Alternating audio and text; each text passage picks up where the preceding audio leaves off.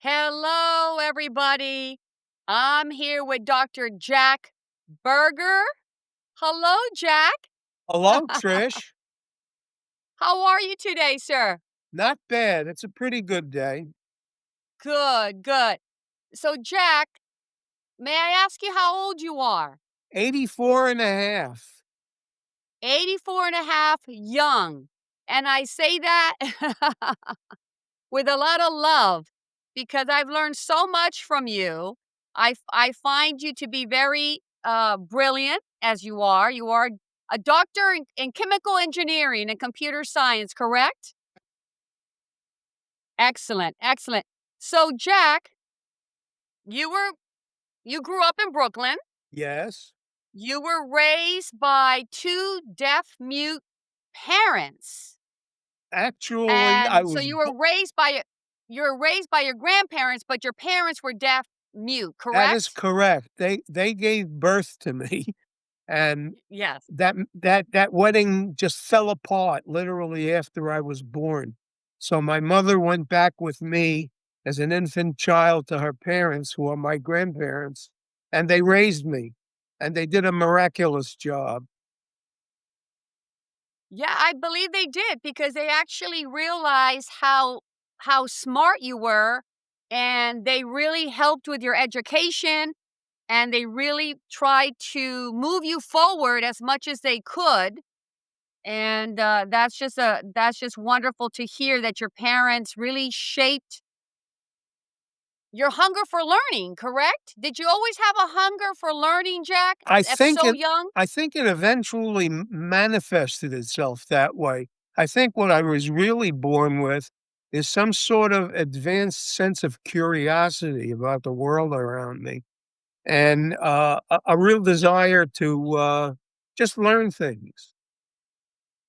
Which is fascinating because at the age of 3, I believe your grandfather actually taught you Hebrew and Yiddish. That is correct. That is correct. And What how did that transpire? What made him think, or did he just know how smart you were and that you could handle it? I think he perceived that I had the capability of learning in his sense of the word, because he was a teacher himself, so he could tell whether a kid had the wherewithal to uh, to learn or not. And Mhm. so he took me by the hand, sat me down at the dining room table, and we started first with the Hebrew alphabet. The next thing was words, and the next thing came, books, the first of which was, the Hebrew Bible. Jack, you were 3 years old. That's right, but I could speak at least 2 languages at that point. I could speak Yiddish and English, uh, Yiddish out of necessity because the house spoke Yiddish, English because I lived in an English-speaking world. And eventually, when I, was sent to a yeshiva, I learned Hebrew. And you were sent to an yeshiva at what age? 8. Yeah, because you were too smart for the regular education. Yeah, what happened is they actually took me to a public school for 1st grade. I was about 7 at the time, maybe 6 or 7, and I spent the whole year in the public school, and it was interesting. After the year was over and my grandmother came to collect me, the teacher pulled her aside and said, "This boy is too smart to be here. Why don't you take him and put him in a yeshiva?" And she did. I'm glad she did. Of course. Of course. Now, Jack, you went from chemical engineering and computer science into one of the most vital cultural preservations project of your time. And I know I know you know what I'm talking about. The translating of Yizkor books. Please, Yizkor books, please explain to everybody what Yizkor is. Okay. First, let's start with the word Yizkor. That's a Hebrew word, and it is, if you translate it into English, you should say, "Thou shalt remember." And Mm, there are a set of prayers that we say in synagogue that are Yizkor prayers. And the whole point is it's an opportunity to remember people who have gone, but you don't want to lose their memory. And that's the easy part. The interesting part that sort of gets to me very early on, but not that early, is I discovered as a result of the horrors of the Second World War that those Jewish people who managed to survive the Holocaust, among them were many who felt that the history of their town was going to be obliterated, gone, unless they sat down and wrote up to the best of their ability uh, a good history of what the town was like, what the people were like, who the people were, how they lived, what circumstances they lived through, and there were 1,732 of these books printed, and they're all with a couple of the major Jewish Yiddish libraries around the country, the world, as a matter of fact. And I also am aware that the Library of Congress has a full set. Um, I knew that they existed, but was sort of, shall we say, occupied with my own life, of and course. and one day, I got a message from a cousin of mine in Israel who said he wanted to give me a present, and had no idea what he was going to do. But he came to visit, and he brought this little black book, which was a Yizkor book. It was a book written by people in the town to commemorate what the town was like, what Jewish life was like, and he gave it to me as a present. Now I could read that; that was not a problem for me. But when I read it, it occurred to me that I had an unusual set of skills that are not likely to be replicated quite easily in generations to come. I could speak English, Hebrew, and Yiddish fluently. And so what I did is I decided, what I'm going to do? I'm going to sit down with this book and translate it into English. And I did that. And that led me to doing yet another one.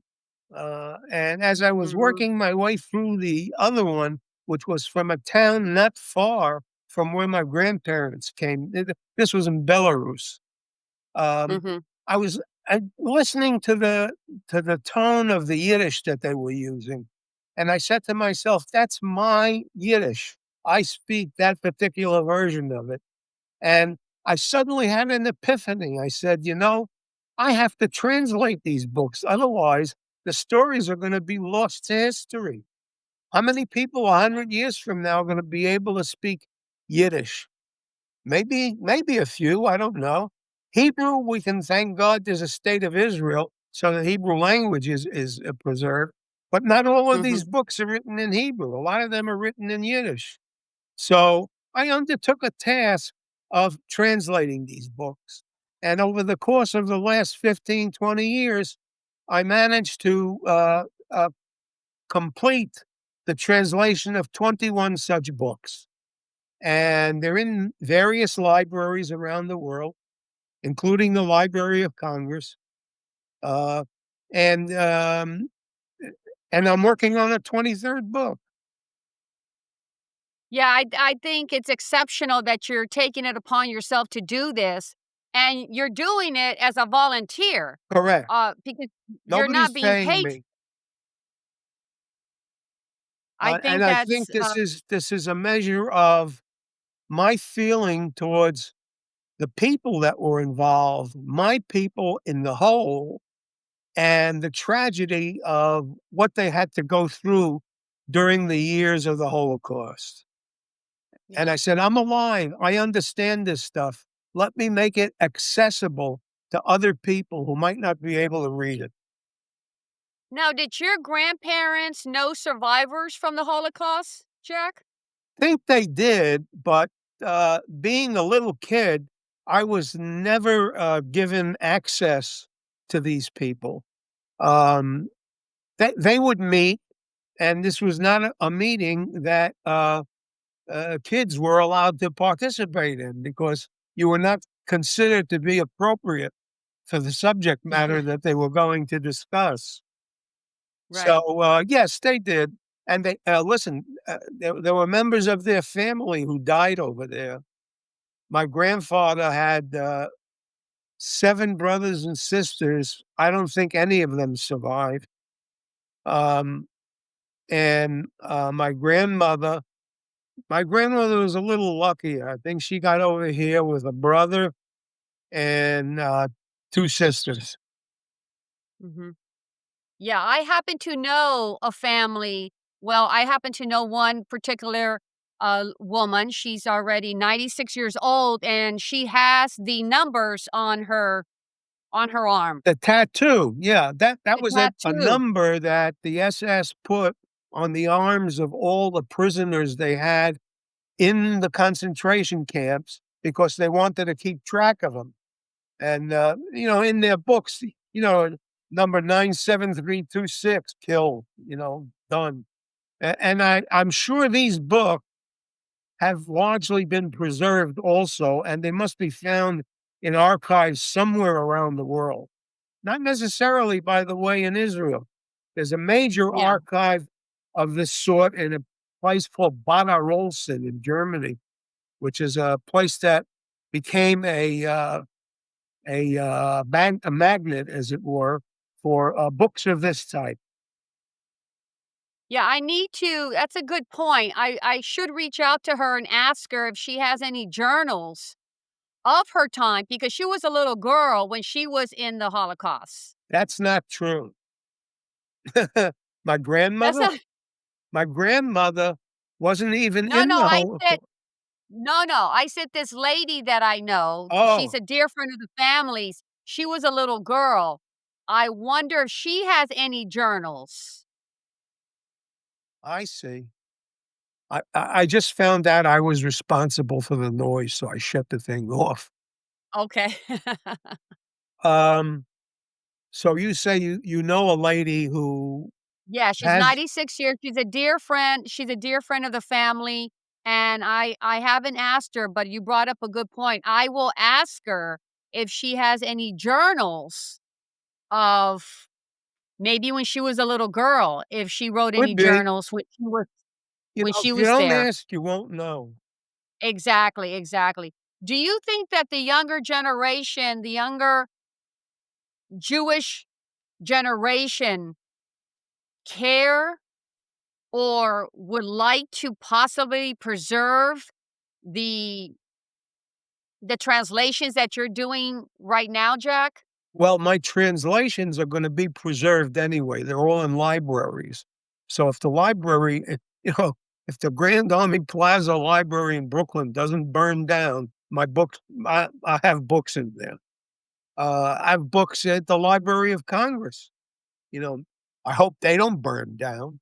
And, Right. it's a But I'm question thinking of of the younger but I'm thinking of the younger generation. Do you think that do they have do they care or are passionate like the older generation, or they're too far removed from the Holocaust and the families I that I I think they that are. suffered? That Yeah, tends to be a waning of intensity among younger people about what this was all about. They can think of the Second World War the way I used to think of the Civil War, when I was born and I was a little kid. And, it's so far removed from their experience that Yeah. it takes education and also exposure to what's going on in the world to make an impact that would cause them to go and look at one of these books. Yeah. Now, Jack, you were married and had how many children? 6, 6 children. 3 You boys, and I 3 have girls. discussed what a blessing. You and I have discussed a few times of how you raise 6 children. And I've always mentioned to you, Jack, how were you able to afford 6 children without me knowing exactly who you are, what you did? Yeah. Well, you found out. When I found out, I'm like, well, of course you can afford 6 children. Sure. All this time I knew you, Jack, as one of my clients. I never knew you as Dr. Jack Berger. But I'm glad we had this opportunity to bring into light of who you are and what you've done and contributed to in your life. Like, um, R.W. Emerson always said, the purpose of life is not to be happy, but to be useful and to also be compassionate and to make a difference in how you lived and if you lived well. Emerson, I have to say, was a very brilliant American Insightful. Had philosopher a lot of and insight. poet. Yeah. And I also believed I one of his core beliefs was also trust your own intuition and moral compass over external authority. Boy, isn't that prevalent now? It How isn't. prevalent is that quote now? That core Oh, belief sure. of R.W. Emerson. It's profound how pertinent that actual statement is in the Well, times that we he have right he now. he's he's articulated a very good formula that all people who have some intelligence might be tempted to follow, and they should follow it. Even if you do nothing but do a genealogy of your family, uh, that's a big thing. That helps preserve a lot of the knowledge that you have of where you came from. Now, not everybody has a long, genealogy, but, by the same token, so long as you have a starting point, there is enough material in the databases that are around the world that if you wanna dig a little bit further, you may be able to find additional information that's helpful. Absolutely. Now, Jack, we're living in a period right now where, there's so many, we call it culture wars. Well, people call it culture wars. As someone who studied history and lived through post-war Jewish life, does the present moment feel frightening to you as a Jew? Yes, no question Yeah, about it. I see a sudden upset of an equilibrium that existed from the time I was born up until maybe even 10 years ago. And now it's like, somebody threw the program away and the machine is running wild. It's very yeah, hard to take, you know? And it's particularly difficult in the area of dealing with, Jewish material, because one of the things that we found since the October 7th tragedy is there's been, an eruption of anti-Semitism all around the world, which is really yeah, frightening. You yeah. know, it used I to was just gonna bring that up. There is a rise right now of, anti-Semitism, vandalism of synagogues to violent acts. I mean, the climate, do you feel that the climate is echoing, back to us at one period of a time that do you remember this period of time? Do you think it's echoing back to us at this time? I don't know. Well, what if you mean by echoing, is it reflecting, say, the condition of Jewish life in the 1930s? I would say Yes, yes, you know? yes. But after the Second World War was over from about 1945 up until maybe even 1990, I would say we were living in a Garden of Eden, from the standpoint of being Jewish. Yeah, nobody bothered you. Certainly Right. nobody, would think of vandalizing, any of your property, much less a synagogue. And, as a result, those of us who can remember such times are thoroughly appalled to see what goes on and that there are people not even necessarily motivated by, an ideology like certain Arabs are. I mean, there are people who are committing acts against, Jewish structures that just seem like Mm. they're crazy and off the wall, or have developed a view that drives them to do these sorts of things, and that's terrible. It really is. Yeah, we're living in some harsh times right now. What would you say to the younger Jewish population or any minority group who feels unsafe in their communities right now? Very hard to say. You know, there are Jews, particularly in Israel, who would say, "What are you doing living over there? Come here. Mm, This is your home." And they've got a point to make, except who wants to leave the United States and go live in a place where you don't know whether someone's going to sneak up behind you and stab you in the back? right. And unfortunately, Israel has that problem today. Um, it's not that an attractive opportunity. Hopefully, maybe if a peace can be made over there now, which is also questionable, maybe things will change. But I would hope that things would change all around the world as a result, Mhm.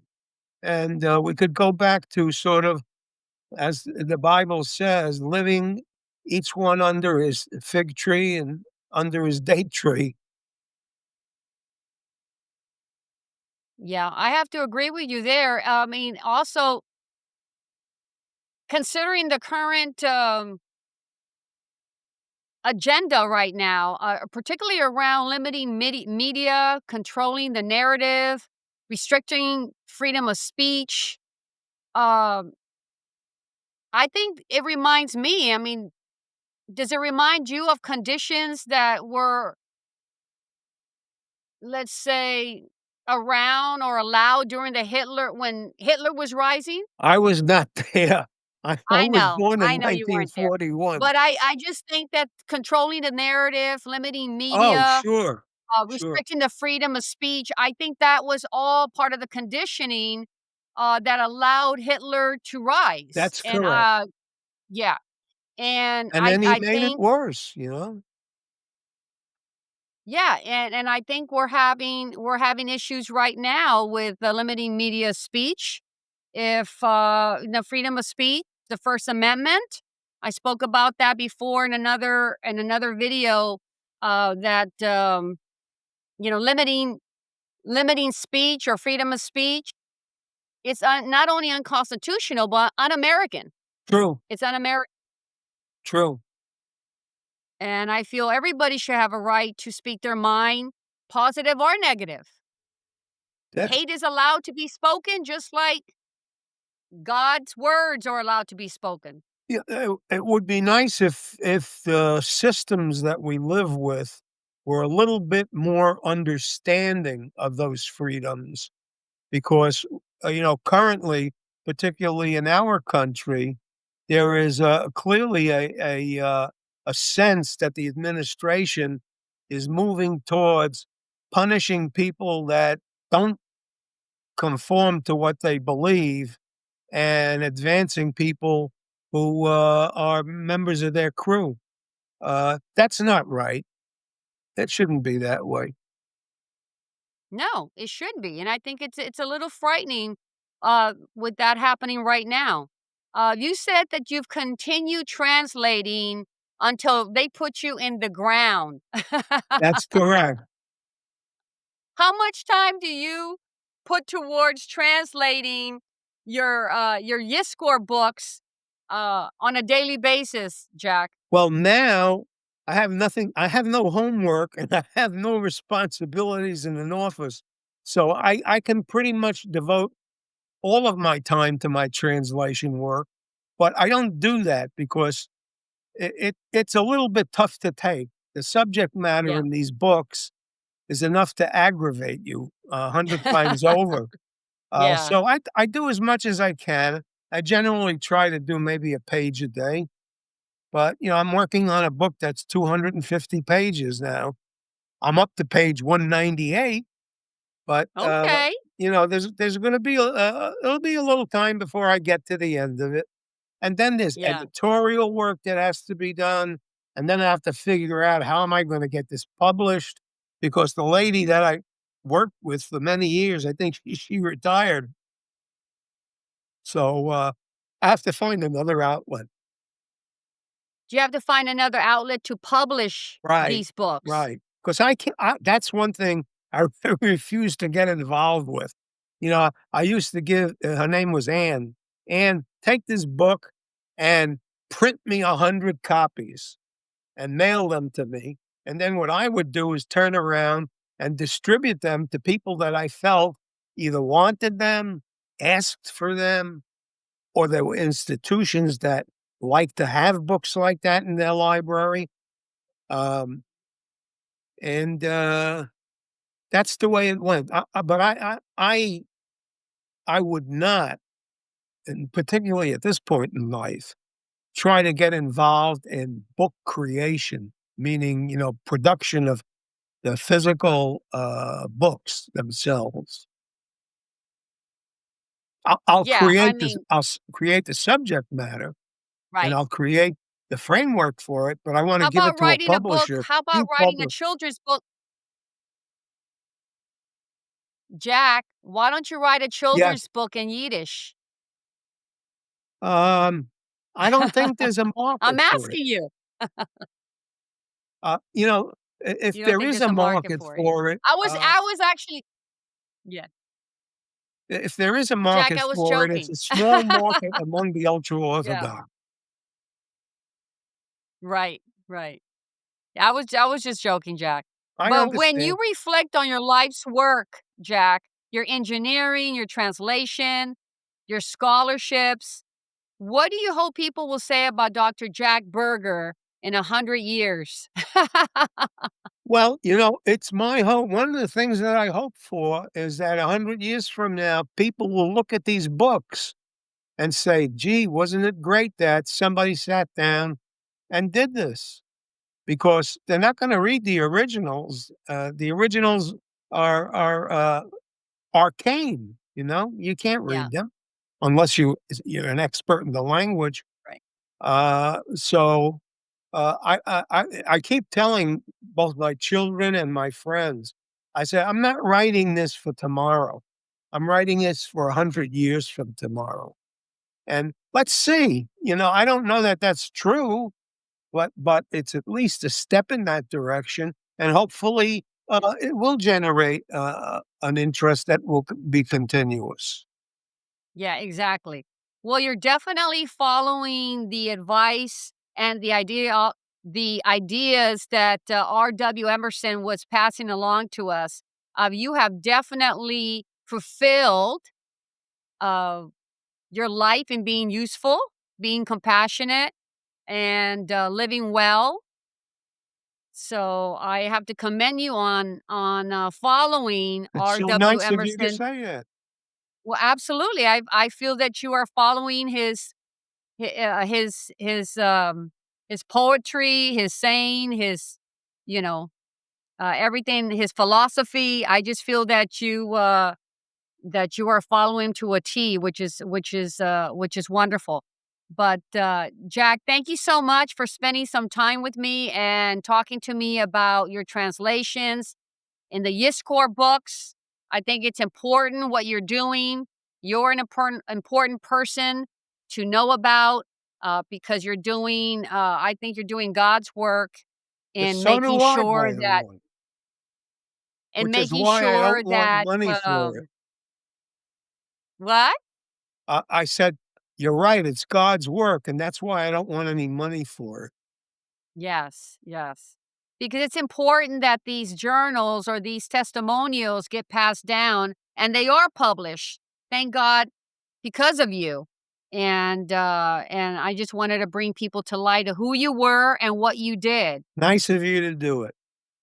Of course. Jack, thank you so much. You take care. My pleasure. Have a good day. All right. Thank you. Take care. Right, bye-bye.